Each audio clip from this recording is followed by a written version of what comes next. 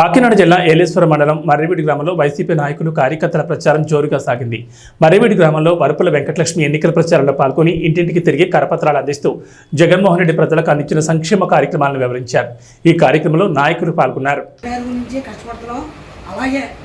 మన నియోజకవర్గం నుంచి మా వరపుల సుబ్బారావు గారిని ఎంచుకున్నాను.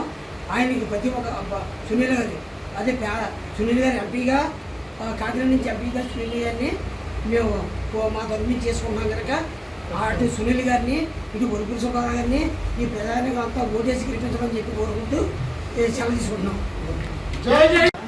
14 సంవత్సరాల్లో టీడీపీ ప్రభుత్వం ఎలా పరిపాలించిందో అవన్నీ చూసాం. మీరు రైతుకి ఎంతో చేస్తానని చెప్పి రైతుకి రుణమాఫీలు కొంత వరకు ఇస్తానని చెప్పి అవి కూడా పూర్తిగా సగంలో ఆపు చేసి నాకేమీ తెలియదని చెప్పి చంద్రబాబు గారు చేతులు నిలిపేసుకున్నారు.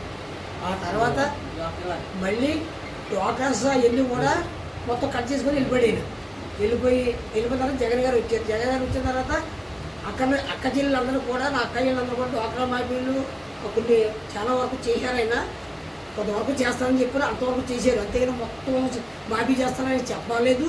ఆ మాట అలా ఇవ్వలేదు. ఇచ్చిన కాడ మాత్రం మళ్ళీ తిరుగుబాటు లేకుండా చేసి అన్న మాట ప్రకారంగా ఆయన ఏమైతే చెప్పారో చేశారు.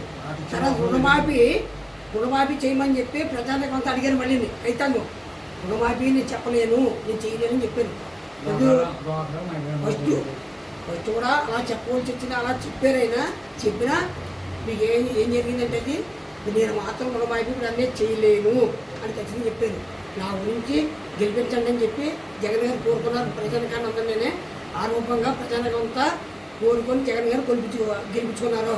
అట్టి మాదిరిగా ఆయన నవరత్నాల పథకాలు ఎన్ని చేశారో అంతకన్నా మించి చేశారు. ఈవేళ చేసి అన్న మాట ప్రకారంగా నిలబెట్టుకున్నారు. దేశం అంతా బొట్టయిపోయింది, కొట్టుకుపోతున్నాయి, ఇల్లు కొట్టుకుపోతున్నాయి, సముద్రాలు వచ్చి ముడుచుకుపోతున్నాయి. అంటే అంతకుముందు రోడ్డు అయితే మన మరివిడికి వచ్చే రోడ్డు కూడా ఈ వేళకి 9 సంవత్సరాల రోజులు విడిపోయేది. తెలుగుదేశం ప్రభుత్వంలో పడుకోలేదు. అది తెలుగుదేశం ప్రభుత్వంలో పోయింది. అది ఇది జగన్ గారి మీద పెట్టేస్తున్నారు. అది ఎలా ఈ జగన్ ప్రభుత్వం వచ్చిన తర్వాత ఈ రోడ్లు లేవు, అక్కడ ఉన్నాయని చెప్తారు. ఒకసారి అంటే ఏరియాలన్నీ మొత్తం తూర్పుగోదావరి జిల్లా అంతా నేను తిరుగుతాను. ఎక్కడ ఏ రోడ్డు పోతే చెప్పండి చెప్తాను. నేను ఇటు ఏజెన్సీ పోతే ఇలా మంచినూనె పోస్తే 1 కేజీ మంచినూనె పోస్తే కిలో